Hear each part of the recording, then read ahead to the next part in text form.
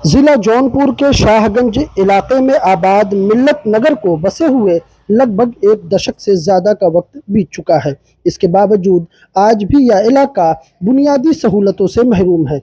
ना तो यहाँ आने जाने के लिए सड़क है और ना ही पानी की निकासी के लिए कोई नाला।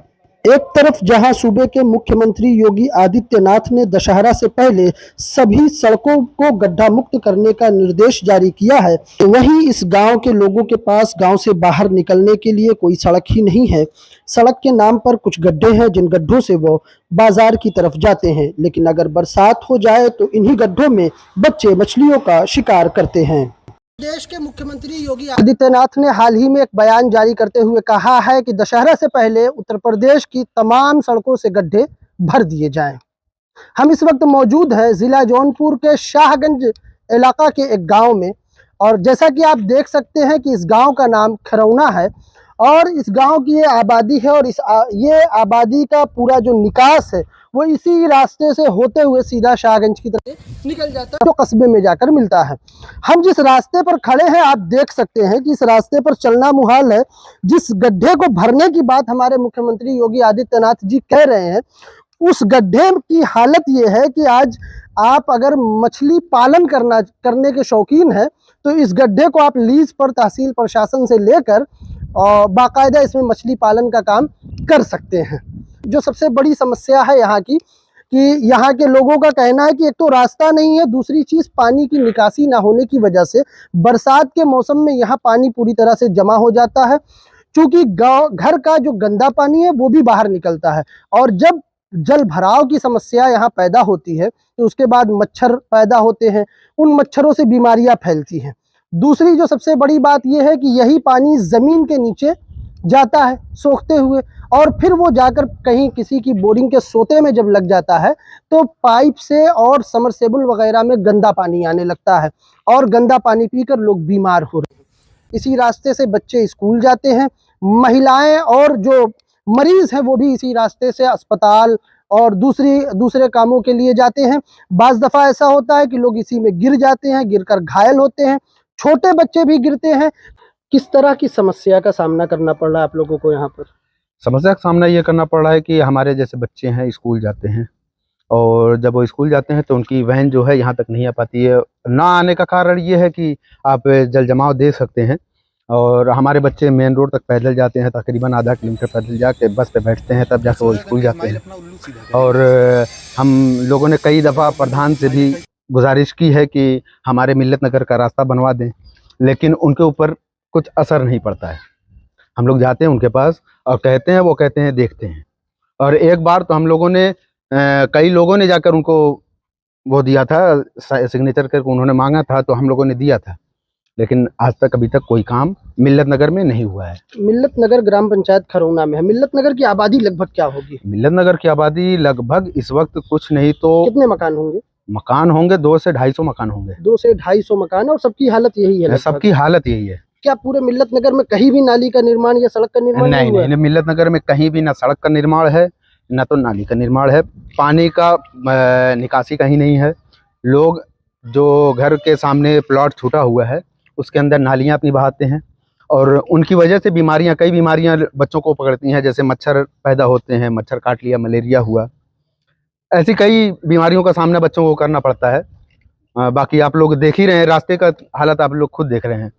हाल ही में लोकसभा चुनाव और कुछ दिनों पहले 2 साल पहले विधानसभा चुनाव हुए हैं। क्या चुनाव में ये चीजें इस इलाके के लोगों के लिए मुद्दा नहीं बनती है? बनती तो है, लेकिन लोग कहते भी हैं और लोग आके देखते हैं, लेकिन चुनाव के बाद लोग भूल जाते हैं मिल्लत नगर को। और तकरीबन ये आज नहीं, मिल्लत नगर को बसे हुए 15 साल हो गए हैं। 15 साल से मिल्लत नगर की यही हालत है। कुछ सुधार ऐसे हुए हैं कि लोग अपने पैसे से अपने घर के सामने मिट्टियाँ गिरवाते हैं या फिर वो भट्टे की मिट्टियाँ में ला के राबिस वाबिस ला के गिरा देते हैं, अपने घर के सामने थोड़ा सा ऊंचा करवा लेते हैं। और कुछ लोग ऐसे हैं जो अभी तक घर नहीं बनाए हैं, वो सोचते हैं कि हम क्यों गिरवाएं। इसलिए क्या नाम है, मिल्लत नगर के रास्ते में इसीलिए ज़्यादातर खराबी है क्योंकि लोग यहाँ के बारे में सोचते नहीं हैं। ये मुस्लिम आबादी है और यहाँ पर निकास ये रास्ता आप जो देख रहे हैं, ये जा रहा है सीधा शाहगंज इराकियाने की तरफ ये रास्ता निकलता है, लेकिन इस रास्ते से कोई जाने के लिए तैयार नहीं है बर वक्त, क्योंकि इतना पानी है। परसों से लोग अपने घर से शायद ही इक्का दुक्का लोग घर से बाहर निकले होंगे, बाकी लोग इसलिए नहीं निकल रहे हैं कि निकलेंगे तो गिरेंगे, पानी में जाएंगे। जिनको बहुत ज़्यादा इमरजेंसी है वही निकल पाते हैं। स्कूल जाती हो, यहाँ से कैसे जाती होगी? यहाँ से पैदल जाते हैं और बहुत परेशानी होती है पैदल जाने में। यूनिफॉर्म्स गंदे हो जाते हैं अक्सर। गिरने की वजह से चोट वोट भी लगी है? कभी गिरे पड़े हो कभी? हाँ, काफ़ी बार गिर जाते हैं और बहुत ज़्यादा वो गंदा हो जाता है यूनिफॉर्म सारे, और जाके स्कूल में डांट भी पड़ती है। क्या नाम है आपका? मेरा नाम है अब्दुल बासित। यहाँ पर रोड पर पानी भरा हुआ है, जल जमाव की स्थिति है, कैसा क्या समस्या यहाँ पर होती है आप लोगों को? यहाँ पे हम लोग को कहीं जाना रहता है तो जा नहीं पाते हैं। फिर एक तो ट्यूशन जाना रहता है, वो नहीं जा पाते। तो एक बार मेरी बकरी का बच्चा था, वो आया था, हल्के से बारिश हो रही थी, उसकी वजह से करंट मार दिया। करंट मार दो? बकरी मर गई, जिंदा है? नहीं, अभी जिंदा है। जिंदा है। तो यहाँ पर जो सामने खंबा बिजली का लगा है, करंट उतरता है?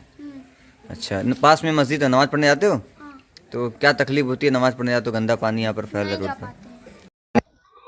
यहाँ एक स्कूल की गाड़ी है जो फंसी हुई है, उसको चलाने वाले सब बातचीत सब क्या हुआ? यहाँ ये समझिए कि बारिश हो जाती है तो मिल्लत नगर में बहुत ज़्यादा परेशानियाँ हो जाती हैं। कोई भी रोड ऐसा नहीं है जहाँ पानी ना लगा हुआ हो, और कई दफ़ा कहा गया है लेकिन उसका कुछ वो नहीं हुआ। कुछ लोग मिलाकर पैसा वगैरह से नाली वगैरह बनवाए, फिर भी पानी तो घर का ही नहीं निकल पाता है। तो बारिश जब होती है तो वो पानी इकट्ठा हो जाता है, और फिर इसको कैसे सुखाया जाता है तो मच्छर वगैरह भी लगते हैं। और तो और यहाँ जो भी गाड़ियाँ आती हैं स्कूल की, सारी फंस जाती हैं। बच्चे जो है घर तक नहीं जा पाते हैं, मतलब घर से निकल नहीं पाते। छोटे बच्चे रहते हैं, वैन वहाँ तक नहीं जा पाती है। आप देख सकते हैं, सामने ही देख लीजिए, वहाँ से छोटे छोटे बच्चों को उठा के लाना पड़ता है। और ये उस गांव का संपर्क मार्ग है। आप देख सकते हैं कि पिछले 24 घंटों से जौनपुर और उसके आसपास के जिलों में लगातार बारिश जारी है, और उसके बाद ये हालात यहाँ पैदा हो चुके हैं। यहाँ के लोगों का चलना फिरना दूभर हो गया है। एक तरफ उत्तर प्रदेश के मुख्यमंत्री दशहरे से पहले प्रदेश भर की सड़कों को गड्ढा मुक्त करने का आदेश जारी कर रहे हैं, तो वहीं दूसरी तरफ आप देख सकते हैं कि यहाँ तो सड़क ही नहीं है। अब सड़कें तो गड्ढा मुक्त हो जाएंगी, लेकिन जो गड्ढे हैं उनको किस तरह से भरा जाएगा? छोटे छोटे बच्चे हैं जो यहाँ से रोजाना स्कूल जाते हैं, उन बच्चों को स्कूल जाने में परेशानी होती है और उन्हें इसी गड्ढे से होकर गुजरना पड़ता है, जहाँ नाली के पानी का एक तेज बहाव है। छोटा बच्चा हो, गिर जाए तो वो हो सकता है कि आगे के नाले में चला जाए और कोई बड़ी दुर्घटना हो सकती है। वहीं जो बड़े बच्चे हैं वो भी अगर स्कूल जा रहे होते हैं तो स्कूल जाते वक्त रास्ते में कीचड़ में फंसकर गिर जा रहे हैं। बहुत सारे बच्चे हमारे साथ यहाँ आपके आसपास मौजूद हैं, जिन बच्चों को आप देख सकते हैं कि हमारे आने से पहले इसमें मछलियों की तलाश कर रहे थे।